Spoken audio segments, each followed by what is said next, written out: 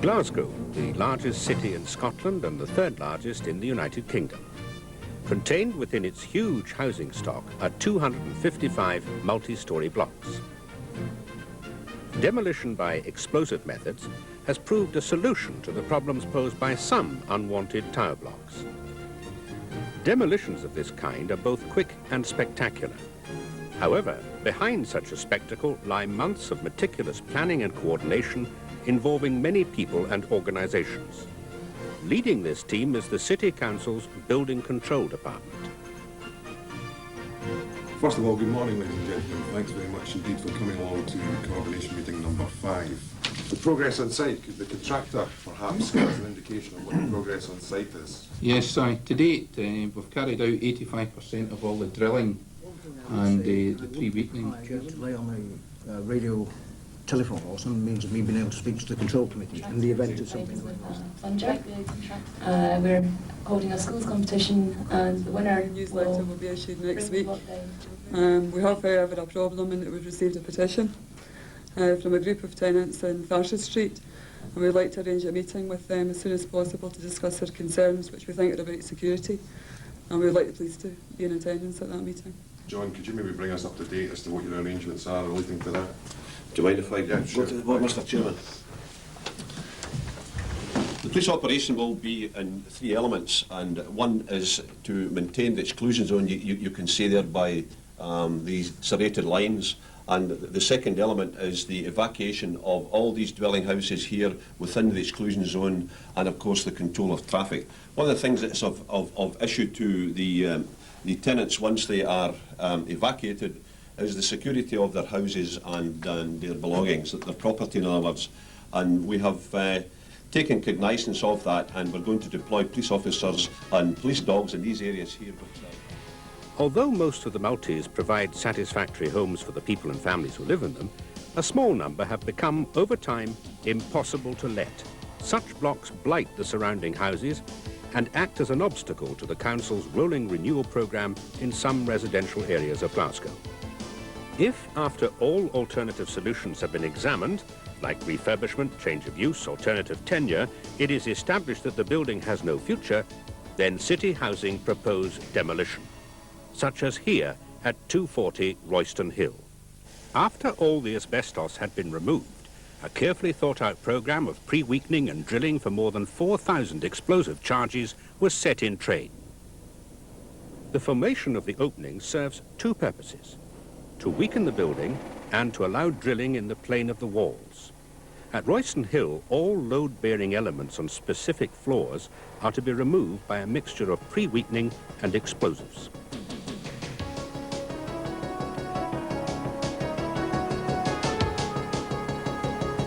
The main blast floors were at every 4th storey, with secondary ones located halfway between. External walls were not blasted, but weakened to come down while containing the fly from the explosions within.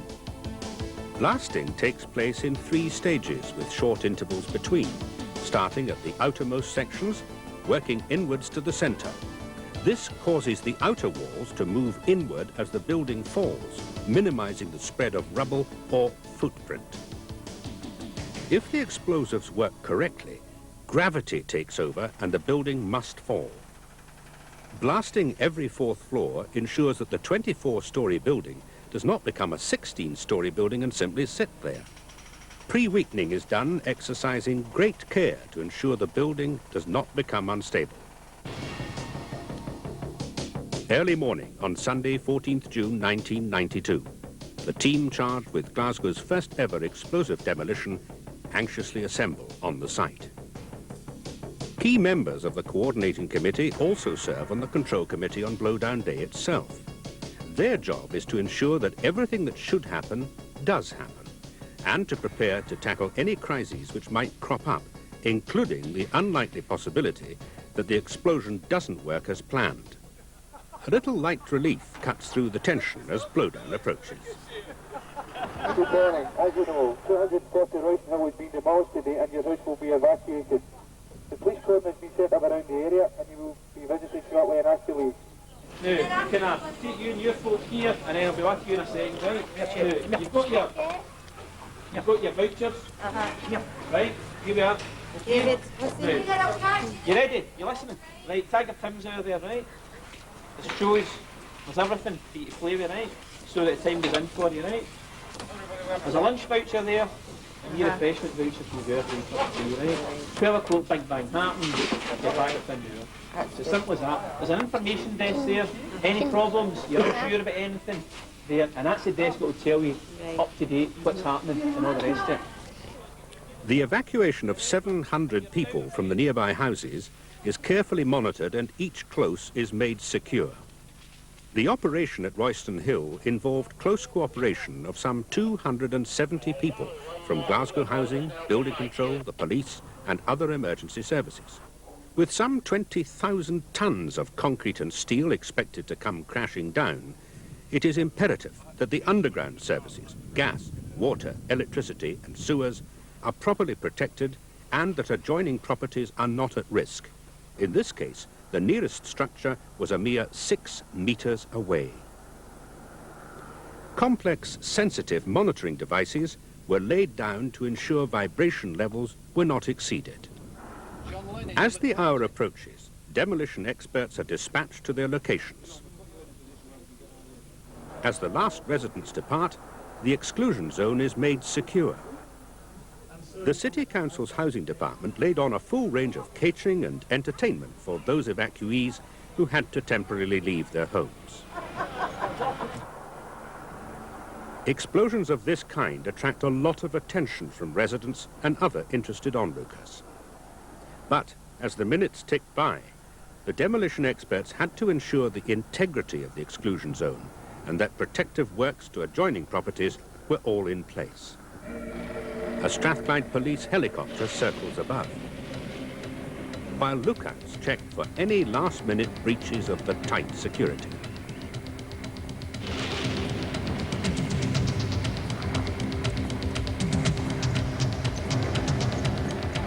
As the final connections are made by the demolition men, the clock ticks on and on to high noon and the blowdown itself. 10, 9, 8, 7, 6, 5, 4, 3, 2, 1, fire!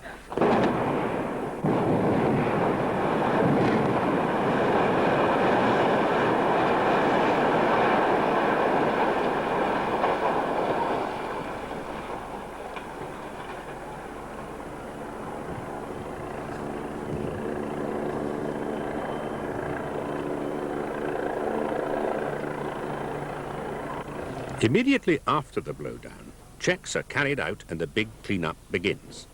Remarkably, just one window was cracked following the blast. The all clear is sounded and a success story is reported by the blowdown team to the United Kingdom's press corps.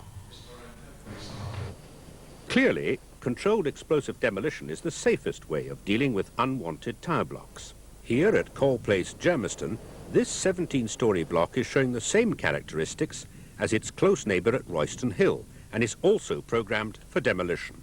170 families will have to be evacuated, but experience of Royston Hill has provided a rule book. In spring 1993, another multi, this 19-storey no fines block in Castlemilk, dating from 1967, will be demolished. Its explosive demolition is part of an ongoing strategy of radical improvements devised by City Housing to transform Castlemilk. Undoubtedly, though, the biggest demolition project planned by the Building Control Department will centre on Queen Elizabeth Square in Gorbals. The square comprises two 180-feet-high towers containing 21 stories of apartment homes. The buildings are raised on stilts, supporting an incredible 60,000 tons of concrete and steel. The blocks have no part in comprehensive plans to remodel the once notorious Gorbals and Hutchison town, so demolition, probably by explosion, is the solution. If it is, it will be the biggest deliberate controlled explosion of a building in Europe since the Second World War, presenting those involved with a hideously complex operation. but one which Glasgow's Building Control Department believe can be implemented successfully.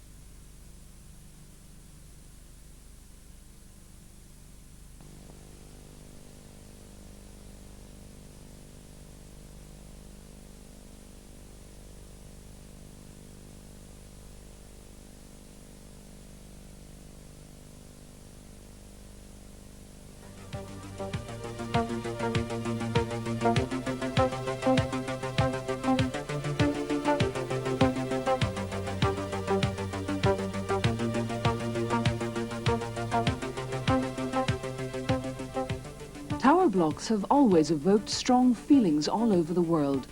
They were seen by successions of planners as the answer to providing much-needed value-for-money housing with minimal use of land. In Glasgow alone, there are over 250 blocks housing 70,000 people. But the prospect of high living, glamorous apartments in the sky was in many cases unfulfilled. Glasgow has some of the best and the worst examples. In some areas, before they could even reach their homes, tenants had to negotiate a no-man's land at the base of the blocks. Dark, daubed and vandalized entrances, a feeling of menace, real or perceived. And once inside their doors, a sense of isolation, particularly for the elderly. The constant risk of break-ins, antisocial neighbours, the view from the top not so attractive when the vandals have worked on the lift. The pros were completely engulfed by the cons, resulting in hundreds of tower block flats lying empty and unwanted. Not anymore.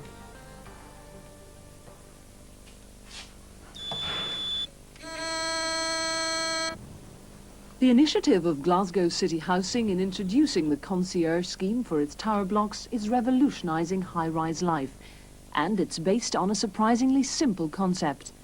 Only those who live in the flats have unrestricted access to the tower block. They only receive visitors they want to see, and the security of their homes and environment is monitored 24 hours a day. Over the years there has been many problems. There's a different lifestyle of living in the blocks, of security, lifts, vandalism, free movement through the blocks has been a very big problem. The blocks had to be filled in all round the bottom because there were so many nooks and crannies that people were afraid of someone hiding in there. So we filled them in. The one-door approach, where people can only approach the entrance to the block from one direction and be seen on camera. The tenant reaction's been quite superb, as you can imagine, after having lived in the blocks, quite a number of tenants for 20 years, and then finding themselves feeling safe in their own home. That has been the biggest reaction, just feeling safe. It's hard to imagine that smart, bright entrance foyers were once areas covered in graffiti, strewn with rubbish and frequented by troublemakers. And outside there are now private and closed gardens, new lighting, clean and tidy surroundings. Nerve centre of the operation is the concierge reception. At least 2 trained staff are always on duty, 24 hours a day, every day. There's only one point of entry. Every non-resident must contact the concierge. There's a battery of closed-circuit TV cameras with every movement recorded on videotape. The entrance doors are electronically operated by a fob key unique to each tenant. If the key is reported lost, its individual number is wiped from the control computer. Another safeguard if a finder decides to be a keeper. Well, it is a fact that crime has reduced quite dramatically. In fact, in some cases, no crimes at all committed since the concierge scheme was put in place. So obviously the people who stay in the flats are much safer and less vulnerable. I think one of the very sensible things that's happened is that the police and the housing department have been talking about this since the early days, and it's meant that the police have been able to do things to support this particular scheme at critical times. For example, we've been involved in the training of the staff, we've been involved in giving priority response in the early days of it working, and in the longer term we've been able to put community policemen into work with the concierge staff and with the tenants. We're satisfied with the emergency arrangements because obviously there's staff on hand to give us access. One of the problems of controlled entry systems where there's no staff available is that we sometimes can't get access at the speed that we need. Well, there's no doubt that videotapes are very valuable evidence, and they can and will be used in the court if we're able to identify the individual. But they have a much more significant value, and that is that if people know they're going to be recorded, then they may not do what they were intending to do in the first place. There are 2-way phones in every flat, and the tenant can speak to the concierge at any time. But if the householder wants privacy, that's fine. It just takes a flick of a switch. Usually, though, it's nice to get a visit. Hello, Mrs. Donoghue, that's your son down at reception for you. Hello. It's technology with a caring face.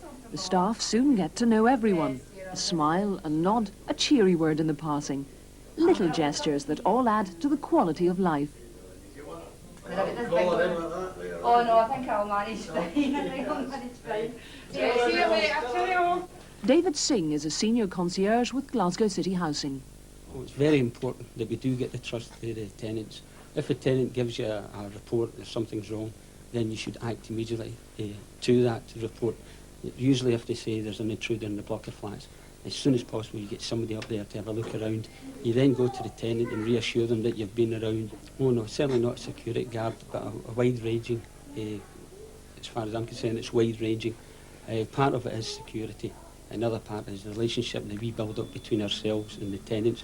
At first, some of the tenants were a bit apprehensive regarding the security side of it, by having to use a fob key to get into the blocks, to get into the concierge office, then get into the blocks. They were a bit apprehensive, but now it's 99% and they're all for it. Certainly enjoy my job, and I get a lot of job satisfaction, especially having a close relationship with the tenants, helping the tenants, helping the old people, and to me that is job satisfaction. All members of the concierge staff receive special training, but they're not security guards. Certainly they look after the safety of the tenants, keep an eye on empty houses during holiday periods, scrutinise visitors. But they also make sure the environs of the flats remain clean and tidy. They help with day-to-day problems such as burst pipes and faulty lifts. But most of all, they're there to care. Good morning, Mrs. Johnson. It's the concierge station. We haven't seen you for a couple of days and we were wondering how you were keeping. Yes, And we wondered, your hospital appointment is for 2 o'clock today, and the taxi will be here about 1:45. Will that be okay for you? Fine. One of the most pleasing aspects arising from the scheme is the way a community spirit has been reawakened in high-rise tower blocks. Where possible, space at ground level has been redesigned to include a community room. Face-to-face chats over a cup of coffee make a pleasant change from peering through a peephole. This community spirit results in tenants' associations flourishing. When we first moved in 20 years ago, things were nice and quiet. Then eventually we started getting in trouble with vandalism to the flats.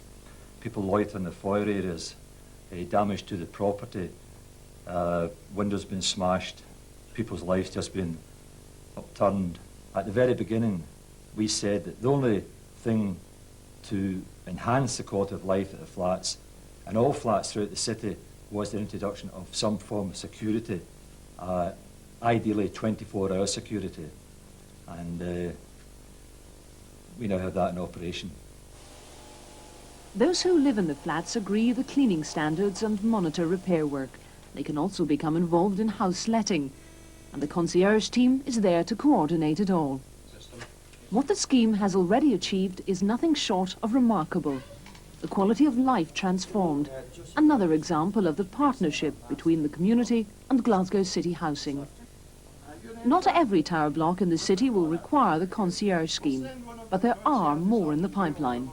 Council policy will be to extend that to blocks that are under stress, and that we are looking at other simpler means of providing security in blocks where the degree of vandalism and fear is not of the same degree as in some other areas.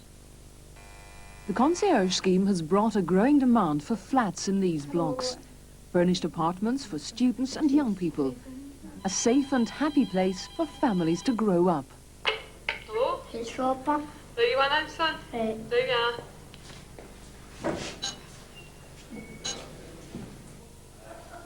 A secure and caring environment for the elderly. A real community.